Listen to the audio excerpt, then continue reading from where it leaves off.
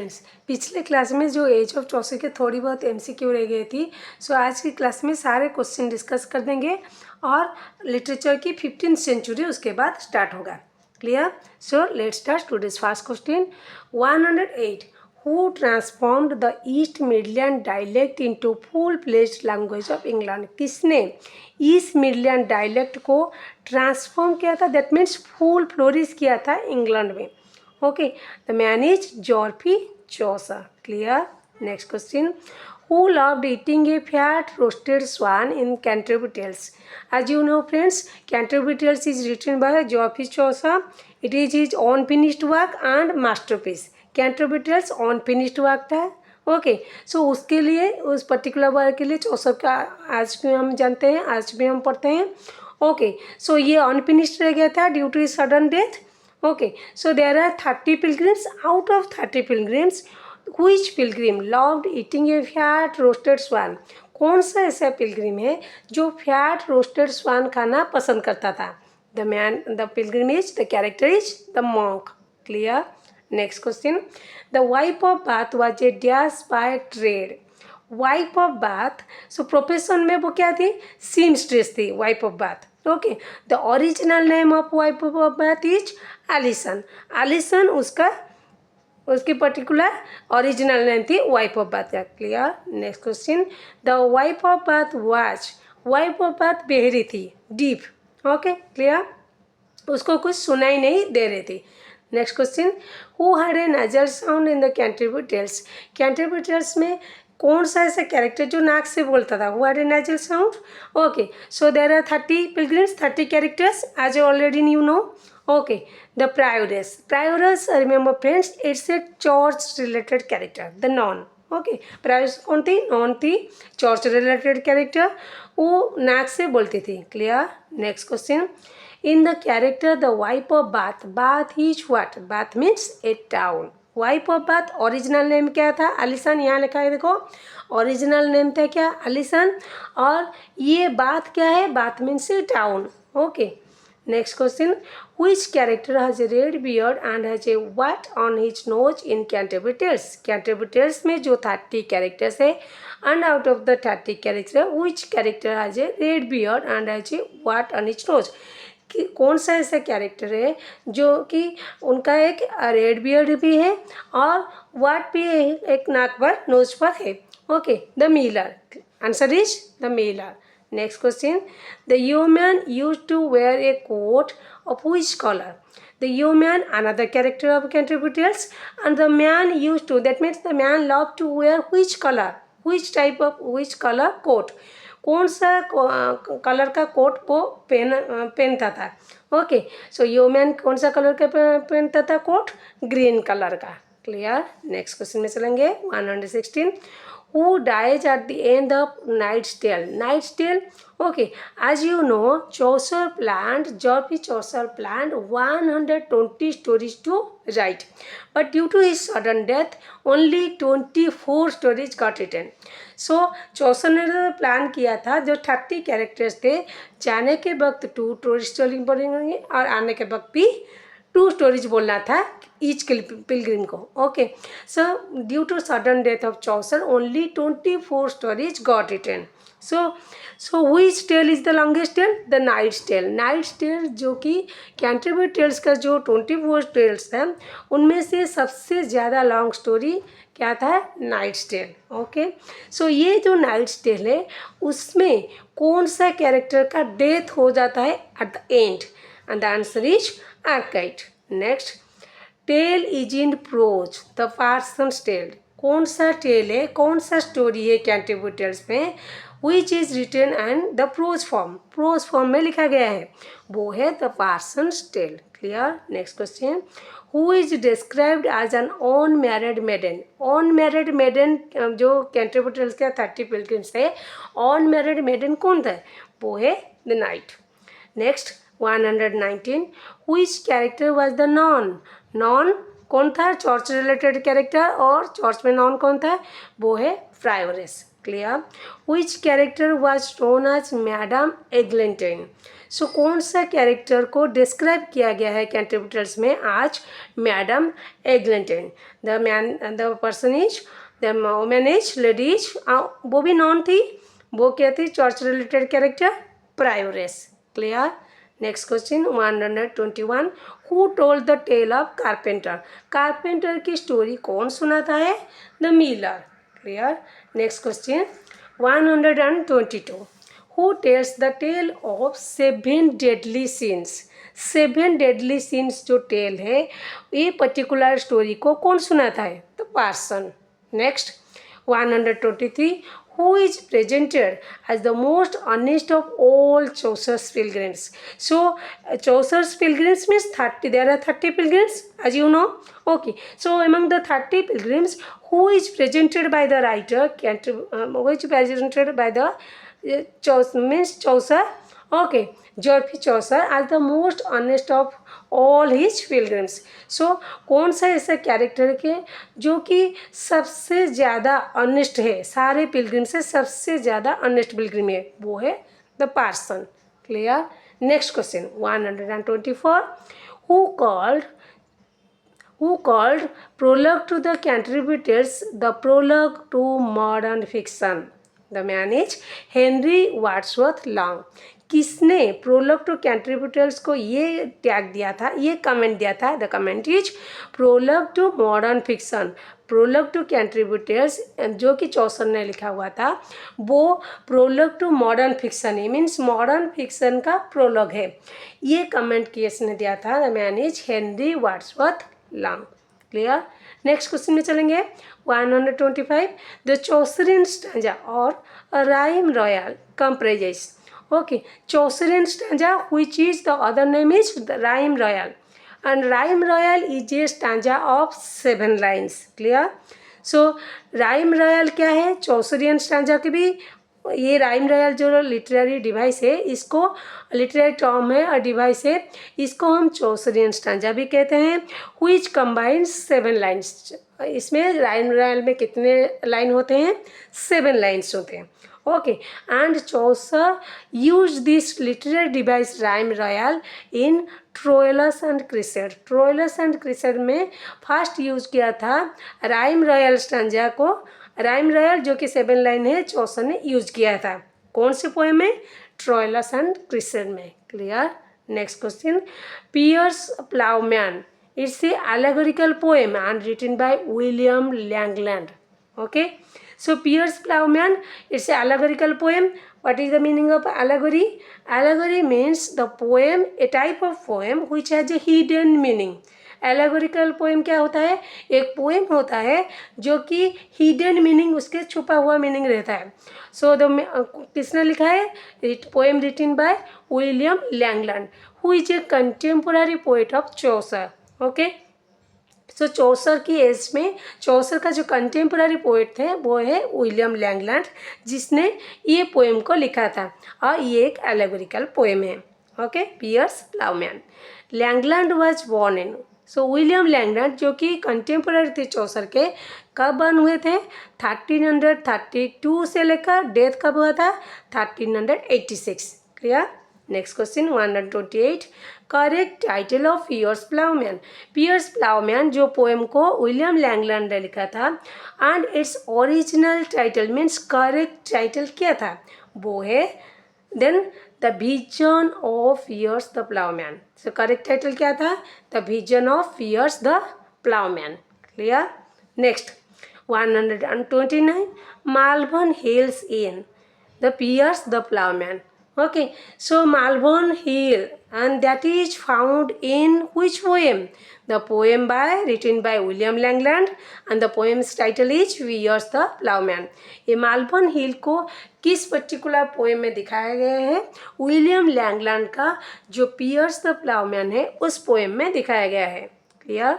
Next question 130, the chief weapon of Langland's allegory is irony. So chief weapon means जो chief weapon था Langland, William Langland का जो allegorical poem है Piers Plowman हो गया, सो उसमें जो चीफ वेपन था, सो चीफ वेपन क्या था? कि किस पर्टिकुलर डिवाइस को उसने यूज़ किया था, विलियम लैंगलैंड ने यूज़ किया था? ओके, वो है irony. What is irony now? Irony is another literary device, literary term. Okay, what is the meaning of or what is the definition of irony? Where the actual meaning of a word or situation is different from what is expected. Okay, so irony क्या होता है दोस्तों? Irony होता है जिसमें actual meaning किसी particular word का और सिचुएशन का एक्चुअल मीनिंग डिफरेंट होता है जो कि हम एक्सपेक्ट करते हैं. क्लियर? नेक्स्ट क्वेश्चन में चलेंगे. 131. The first version of Piers the Plowman was written in 1362. First version Piers the Plowman का जो फर्स्ट वर्जन आया था वो कब आया था? कब आया था? 1362 में आया था. Clear? Next question. In the Piers the Plowman Langland saw a series of visions. The first vision he saw the vision of Lady Bribery. Okay, so Pierce the Plowman, remember friends, it's a series of visions written by William Langland. So William Langland का ये जो piers the Ploughman है ये particular poem क्या है? What is this?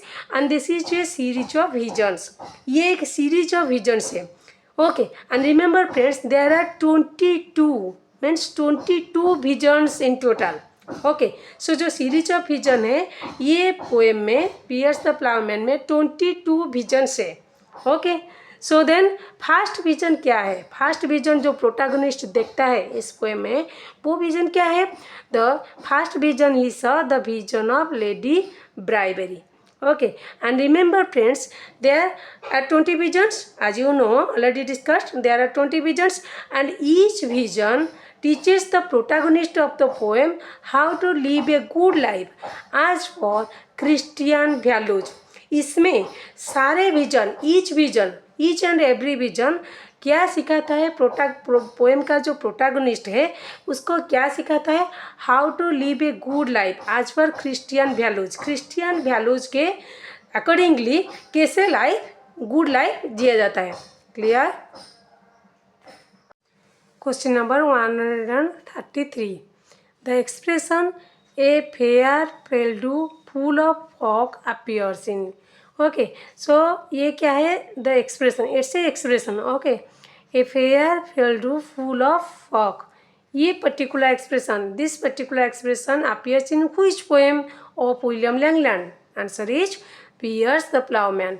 ये particular expression a fair field full of fog, ये particular expression William Langland का कौन सा पोएम में पाया जाता है?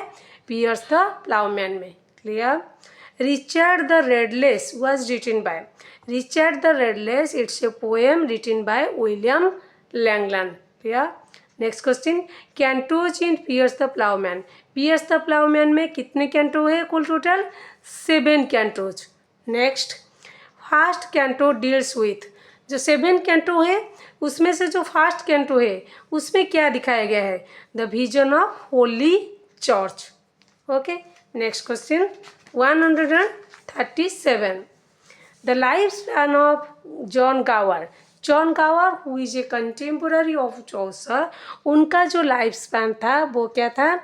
1325 टू लेकर 1408. 1325 born and death date is 1408. Next, Confessio Amantis, written by John Gower. Okay, Confessio Amantis, which is published in the year or written in the year 1384. Okay, and it particular work John Gower is written under the influence of Chaucer. Chaucer के influence में आकर उन्होंने ये work लिखा हुआ था. Work's name is Confessio Amantis and it has 100 stories. It's a collection of 100 stories. कन्फेसियो अमेंटिस जो है वो 100 स्टोरीज का कलेक्शन है and it runs over more than 40,000 lines. इसमें 40,000 से भी अधिक लाइन दिखाया गया है, मोर लाइन दिखाया गया है. Okay, next question 139. Mirror D L home is a French work written by John Gower. ये एक फ्रेंच वर्क है. वो वर्क किसने लिखा हुआ था? जॉन गावर ने। Next, work deals with peasants revolt of 1381. As you know, peasants revolt conducted in the year 1381, the age of Chaucer. Okay, so 1381 में क्या हुआ था? peasants revolt हुआ था. And this work, okay, Vox Clamantis which was written by John Gower. John Gower का जो Vox Clamantis है work, and the work is based upon the particular revolt, peasants revolt. peasants revolt के ऊपर ये work based है. Clear? And it's a dream allegory. ये एक dream allegory है. Next, Speculum Meditantis, a French work by John Gower. Speculum Meditantis, it's a French work and written by John Gower, and it has 3000 lines. इसमें कितने line है total? कुल total 3000 line है Speculum Meditantis में. Okay, and it is based upon corruption, vice and immortality of the age. Okay, next 142, Vox Clamantis. Vox Clementis consist of dash books. Okay, Vox Clementis written by who? Written by John Gower. Okay, Confessio Amantis and Speculum Meditantis and Vox Clementis. 3 works are written by John Gower. Okay, so Speculum Meditantis, it's a French work. Okay, and then Vox Clementis consist of dash books. Vox Clementis में कुल total कितने books हैं? 5 books. Okay, and remember one thing, the author divides people into 3 classes. इसका जो author है, author कौन है? John गावर. So divide किया हुआ है पीपल को 3 क्लासेस में, 3 ग्रुप्स में. Okay, they are clerk, soldier and ploughman. वो जो जॉन गावर है वॉक्स क्लेमेंटिस में, ये तो 5 बुक्स में डिवाइड हो गया. ओके, सो जो पीपल को 3 ग्रुप में डिवाइड किया हुआ है इसमें ऑथर, वो कौन सा ग्रुप है? 3 ग्रुप क्या है? वो 3 क्लास क्या है? क्लर्क है, सोल्जर है एंड प्लाउमैन है. Next 143, last work of John Gower, Traitie. Last work of John Gower, what is this? And that is Traitie. Okay, ये है लास्ट वर्क जॉन गावर का. Deals with the theme of love and marriage, written about 1397. Okay, last work John Gower का जो कि trait है, जो कि based अपन है लव एंड मैरिज से ऊपर थीम है, इसका थीम है. एंड ये कब रिटन हुआ था? 1397 में. Next, translated Higden's Polychronicon. Higden's Polychronicon means Polychronicon, it's a Latin work and written by Hidgen. Okay, and who translated the particular work? Okay, इसको तो लैटिन लैंग्वेज में ओरिजिनली लिखा गया था, हिडगेन ने लिखा हुआ था पॉलीक्रोनिकन को. ओके, सो लैटिन लैंग्वेज में लिखा हुआ था हिडगेन ने. किसने इसको ट्रांसलेट किया था? ट्रांसलेट किसने किया था? John of Trevisa. कब किया था? 1387 में. Next, Wycliffe and Lollards began Reformation in England in 1337. Wycliffe and Lollards. Okay, who is known as Lollards? Lollards are the followers of Wycliffe. Lollards कौन थे? वो Wycliffe के followers थे. Okay, Wycliffe, who is Wycliffe? Wycliffe is a translator, prose writer of Chaucerian age. Okay, contemporary of Chaucer, and ये एक prose writer थे चौसर के एज के. And he which a very famous translator. Okay, so ये Wycliffe वो जो थे वो फेमस ट्रांसलेटर थे, प्रोज राइटर थे. ओके, उनके जो फॉलोअर्स थे वो कौन से नाम से जाने जाते हैं? लोलार्ड्स के.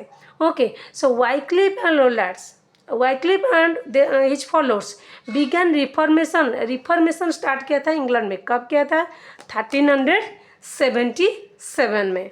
Clear? Next question 146, one of the first Englishman to challenge the authority of the Catholic church. Okay, one of the first Englishman who to challenge the authority of the Catholic church. So कौन सा first Englishman है जो कि church, Catholic church की authority के ऊपर challenge किया हुआ था, क्वेश्चन पुट किया था? Man is John Wycliffe. Okay, and then वो तो पिछले क्वेश्चन में हमने क्या डिस्कस किया? ओके, सो वाइक्लिफ और लोलार्ड रिफॉर्मेशन लाए थे इंग्लैंड में। ओके, चर्च का रिफॉर्मेशन लाए थे। सो चैलेंज किया था अथॉरिटी किसके ऊपर? चर्च के ऊपर। Next 147 period of John Wycliffe. John Wycliffe का life span and that is 1324 to 1384। born date is 1324, death date is 1384. Okay, next 148 lollards were the followers of Wycliffe. Already discussed. Who are the lollards? Lollards were the followers of Wycliffe. Okay, next last question of today's class 149 Wycliffe rendered the Bible into English when? 1380. Okay, Wycliffe जो कि Bible को English language में कब लिखे थे? Okay, and the year is 1380. Okay, so आज की class में इतना ही दोस्तों। सो आज की क्लास में सारे क्वेश्चन एमसीक्यू क्वेश्चन डिस्कस हो गए जो कि पिछले क्लास में अधूरी रह गई थी।